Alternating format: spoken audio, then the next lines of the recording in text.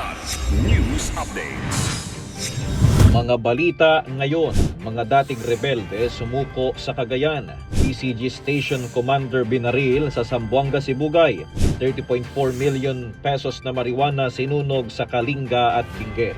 Ako po si Cesar Soriano para ihatid ang nangungunang mga balita sa buong kapuluan ngayon. Tatlong dating rebelde ang voluntaryong sumuko sa 17th Infantry Battalion nitong Enero 15, 2026 sa tulong ng lokal na pamahalaan ng Barangay San Juan at Barangay Masi, Rizal, Cagayan. Kabilang sa mga sumuko ang isang dating squad leader ng Milisya ng Bayan at miyembro ng West Front Committee.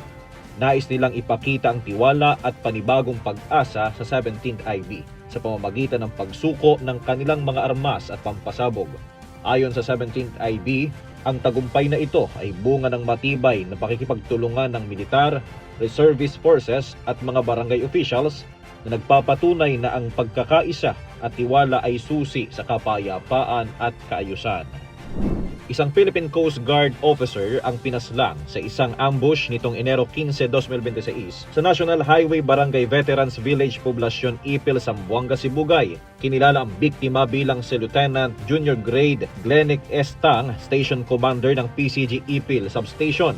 Ayon sa pulisya, papauwi pa lamang siya mula sa isang coffee shop ng pagbabarilin habang nakaupo sa driver's seat ng kanyang pickup truck. 7 bala ang natagpuan sa crime scene at agad na tumakas ang sospek.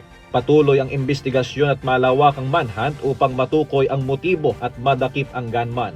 Humihingi na rin ang mga otoridad ng tulong mula sa publiko para sa anumang impormasyon.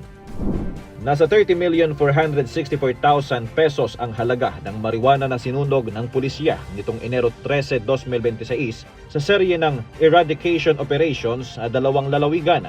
Sa Kalinga, 6 na plantasyon na may 81,500 fully grown marijuana plants ang nadiskubre sa Barangay Lukong, Barangay Tulgao East, Barangay Buskalan, Barangay Butbut Proper at Barangay Ngebat, lahat sa Tinglayan, Kalinga.